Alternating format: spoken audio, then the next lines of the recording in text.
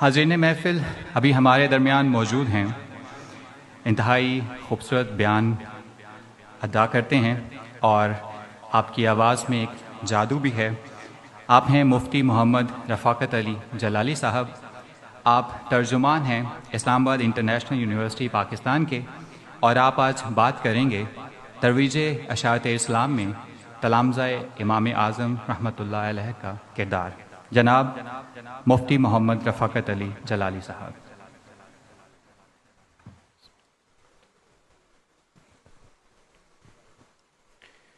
بسم اللہ الرحمن الرحیم۔ الحمد للہ رب العالمین والعاقبۃ للمتقین والصلاة والسلام علی سید الانبیاء والمرسلین وعلی آلہ واصحابہ اجمعین۔ اما بعد فاعوذ باللہ من الشیطان الرجیم۔ بسم اللہ الرحمن الرحیم۔ ادع الى سبیل ربک بالحکمت والموعظۃ الحسنہ وجادلہم باللتی ہی احسن۔ صدق اللہ مولانا العظیم وبلغنا رسولہ النبی الکریم الامین ونحن علی ذلک لمن الشاہدین والشاکرین والحمد للہ رب العالمین۔ الصلاۃ والسلام علیک یا سیدی یا رسول اللہ وعلی آلک واصحابک یا نبی اللہ۔ الصلاۃ والسلام علیک یا سیدی یا رسول اللہ وعلی آلک واصحابک یا خاتم النبیین۔ مولایا صلی وسلم دائما ابدا علی حبیبک خیر الخلق کلہم۔ محمد سید الکونین والثقلین والفریقین من عرب ومن عجم، منزہ عن شریک فی محاسنہ فجوہر الحسن فیہ غیر منقسم۔ ثم الرضا عن ابی بکر وعن عمر وعن علی وعن عثمان ذی الکرم۔ یا رب بالمصطفیٰ بلغ مقاصدنا واغفر لنا ما مضى یا واسع الکرم۔ حمد و صلوات کے بعد انتہائی عزت و تکریم کے لائق جملہ سامعین حضرات، بالخصوص بانی و صدر مجلس، ممتاز محقق و مصنف، شیخ طریقت حضرت قبلہ پروفیسر ڈاکٹر محمد عظیم فاروقی مجدی صاحب، آپ نے اپنے ادارے عظیم ایجوکیشنل کے زیر اہتمام آج اس عظیم الشان کانفرنس کا اہتمام کیا، جس پر میں جناب فاروقی صاحب کو مبارکباد بھی پیش کرتا ہوں۔ اور چونکہ فاروقی صاحب کا ہمارے ادارے کے ساتھ ایک قلبی تعلق ہے، میرے قبلہ استاد گرامی شیخ الحدیث و تفسیر آبشار علم و حکمت ظفر اہل سنت علامہ پروفیسر ڈاکٹر مفتی محمد ظفر اقبال جلالی صاحب چونکہ حرمین شریفین کے سفر پر ہیں، انہوں نے خصوصی طور پر حکم فرمایا، ہم حاضر ہوئے۔ آج جس عظیم ذات اور شخصیت کے حوالہ سے گفتگو اور موضوع رکھا گیا ہے، وہ کسی تعارف کے محتاج نہیں ہیں، اور ہم چونکہ مدرسین لوگ ہیں، اور ہمارے لیے تو یہ ہے کہ ہم تو امام صاحب رحمۃ اللہ علیہ کو روز مرہ کی بنیاد پر پڑھتے ہیں۔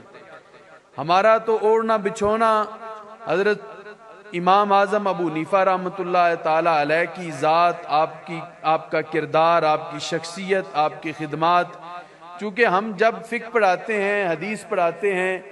تو ہر جگہ پر امام اعظم ابو حنیفہ رحمۃ اللہ علیہ کا ذکر خیر کیا بھی جاتا ہے، آپ کے کارنامے ہم اپنے شاگردوں کو بتاتے بھی ہیں۔ ابھی میں یہاں بیٹھے سوچ رہا تھا کہ جو موضوع میرے ذمہ لگا ہے، اللہ کرے اسی موضوع پر گفتگو ہو سکے، کیونکہ امام صاحب رحمۃ اللہ علیہ اتنی ہماجیت شخصیت ہیں کہ آپ پر گفتگو کرتے ہوئے جس پہلو کو لے لیا جائے، بندہ پھر باقی جہاد کو بھول جاتا ہے کہ کس پہلو پر گفتگو کریں اور کس کو چھوڑ دیں۔ لیکن میں کوشش کروں گا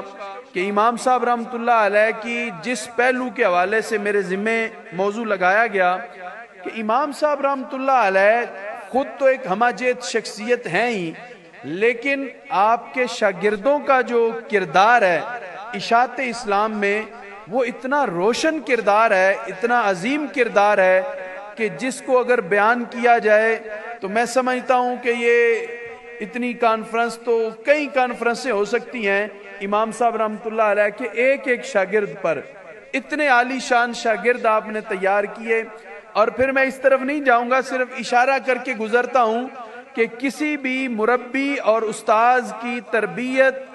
اور تعلیم کا اندازہ لگانا ہو تو اس کے شاگردوں کو دیکھا جاتا ہے کہ اس نے قوم کو کیا پروڈکٹ دی ہے، کیا تیار کر کے دیا ہے۔ کسی بھی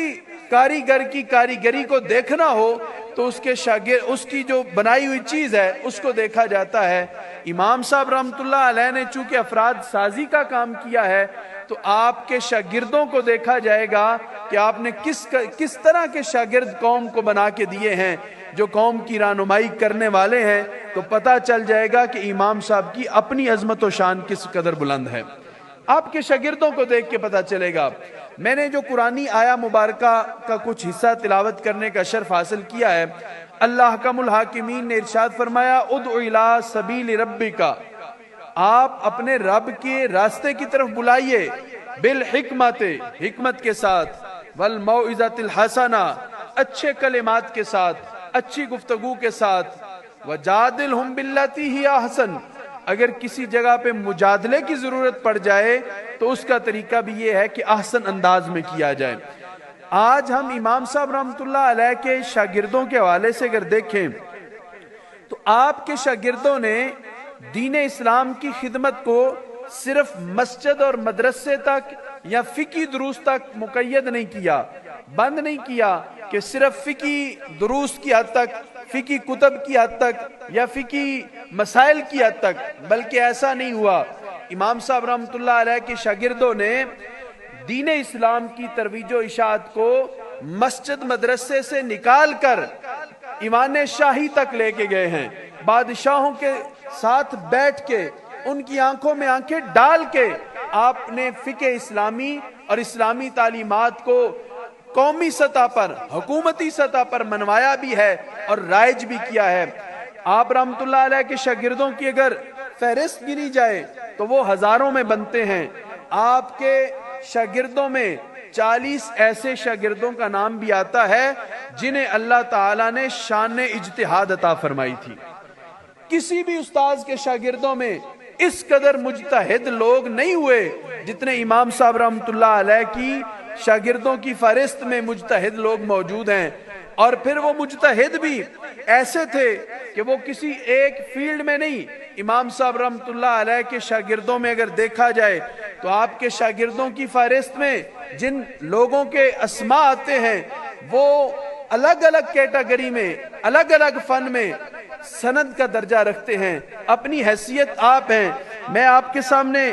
آپ کے چند ایک شاگردوں کے اگر اسماء گرامی رکھوں تو امام صاحب رحمۃ اللہ علیہ نے جو قوم تیار کی تھی، جو آپ کی پروڈکٹ تھی، جس پر آپ کو فخر بھی تھا، ناز بھی تھا۔ اور میں یہاں پہ ایک بات یہ بھی ضرور عرض کرنا چاہوں گا کہ استاذ ایسا ہی ہونا چاہیے جیسے امام اعظم ابو حنیفہ رحمۃ اللہ علیہ تھے کہ اپنے شاگردوں کی ہر ضرورت کا خیال رکھتے تھے۔ کسی شاگرد کو اگر مالی ضرورت ہے تو آپ نے اس کی مالی کفالت بھی کی ہے، اور مالی کفالت کے ساتھ اس کو تعلیم بھی دی ہے، اور پھر اسے امام قاضی ابو یوسف بنا کے معاشرے کے سامنے پیش فرمایا ہے۔ طویل واقعہ ہے، میں اس طرف صرف اشارہ کرتا ہوں کہ امام صاحب رحمۃ اللہ علیہ نے کس قدر حضرت امام قاضی ابو یوسف صاحب رحمۃ اللہ علیہ کی مالی کفالت کا ذمہ بھی اٹھایا اور پھر آپ کی تعلیم و تربیت کا ذمہ بھی اٹھایا۔ دیکھیں آپ کے شاگردوں کی فہرست میں سب سے میں صرف ایک ایک لقب آپ کے سامنے رکھتا جاؤں گا کہ جو میں نہیں دے رہا، ائمہ محدثین اور فقہاء نے امام اعظم رحمۃ اللہ علیہ کے شاگردوں کو عطا فرمایا۔ آپ کے سب سے بڑے اور سب سے اہم شاگرد حضرت امام قاضی ابو یوسف صاحب رحمۃ اللہ علیہ کا نام آتا ہے اور آپ کو دنیا قاضی القضات کے نام سے یاد کرتی ہے۔ اسلامی تاریخ کے پہلے چیف جسٹس کا نام، جو خلیفہ ہارون الرشید عباسی خلافت میں جن کا ایک بہت بڑا کردار تھا، امام قاضی ابو یوسف صاحب رحمۃ اللہ علیہ، اور پھر امام محمد بن حسن شیبانی جس شخصیت کا نام ہے، آپ اندازہ لگائیں کہ کتاب السیر کے بانی کی حیثیت سے آپ کا تعارف ہے کہ بین الاقوامی سطح پر جو ہمارے معاہدات ہوتے ہیں، جو غیر مسلموں کے ساتھ ہمارے معاہدات ہوتے ہیں، قیدیوں کے حقوق کے متعلق، جنگوں کے متعلق، وہ سارے کتاب السیر میں امام محمد بن حسن شیبانی رحمۃ اللہ علیہ اس کے بانی ہیں۔ اسی طرح پھر امام ظفر بن حذیل کو دیکھا جائے، امام ظفر بن حذیل اس شخصیت کا نام ہے جنہوں نے اسلام کے اندر اپنی رائے منوانے کے اعتبار سے اور عقل و نظر کے اعتبار سے مسائل کا استنباط کرنے میں اپنی مثال آپ ہیں۔ اور امام ظفر بن حذیل کے بارے میں یہ آتا ہے کہ جب غیر مسلم یہ سوچتے تھے کہ اسلام تو محض کتابی مذہب ہے یا اسلام محض ایک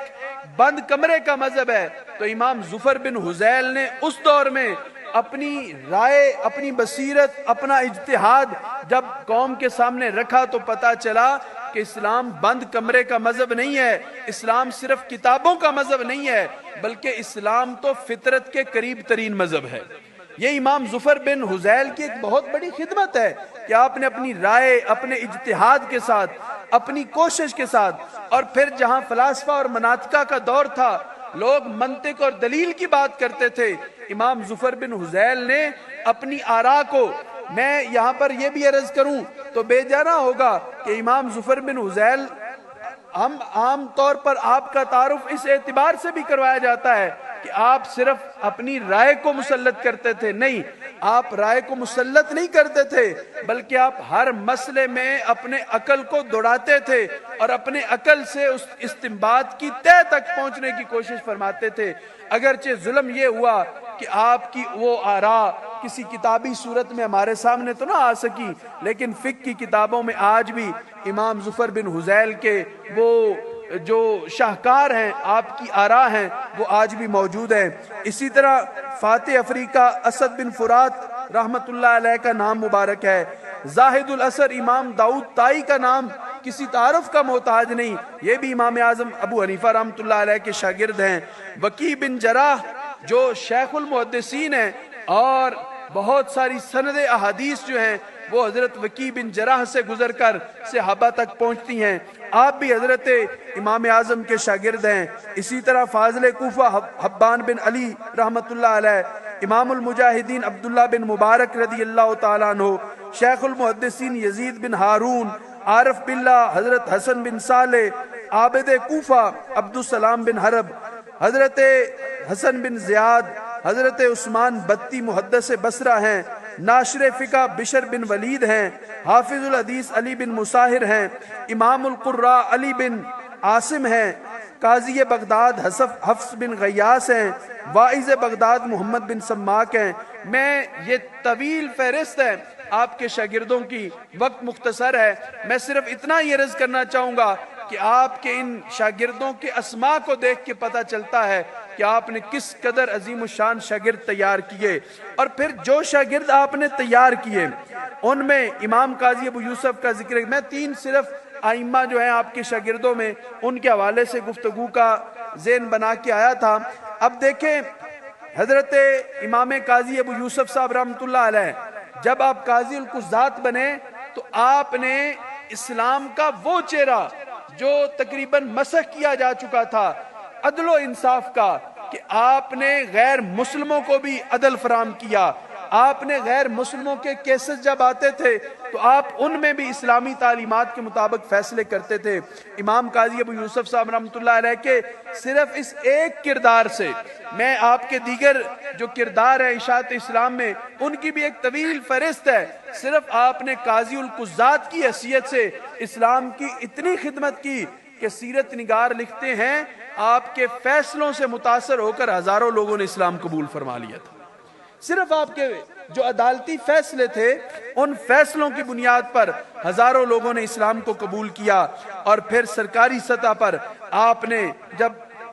چیف جسٹس کی حیثیت سے کام شروع کیا تو آپ نے اپنا آپ منوایا. جب آپ نے اپنا آپ منوایا اپنی زہد و تقوی ورع و پرہیزگاری کی بنیاد پر، بادشاہ کی نظر میں جب آپ کا مقام پیدا ہوا تو اس کے بعد اسلامی تعلیمات کو آپ نے ایسے انجیکٹ کیا کہ حکومتی جو حلقے تھے ان میں بھی اسلام کا جو حقیقی روح ہے وہ نظر آنا شروع ہو گئی. اور پھر اسی طرح تعلیم و تدریس کے ذریعے، عدالتی نظام میں اصطلاحات کے ذریعے، تصنیف و تالیف میں. اب آپ دیکھیں اسلامی مالیات کے اعتبار سے حضرت امام قاضی ابو یوسف صاحب رحمۃ اللہ علیہ کی اتنی بڑی خدمت ہے کہ کتاب الخراج اگر آج بھی اسلامی مالیاتی نظام سے نکال دی جائے تو پیچھے اسلامی مالیاتی نظام کا کچھ بھی نہیں بچتا. گویا کہ مالیاتی اعتبار سے حضرت امام قاضی ابو یوسف صاحب رحمۃ اللہ علیہ کی یہ کتاب جو ہے ایک سند کا درجہ رکھتی ہے. اور پھر اسی طرح حضرت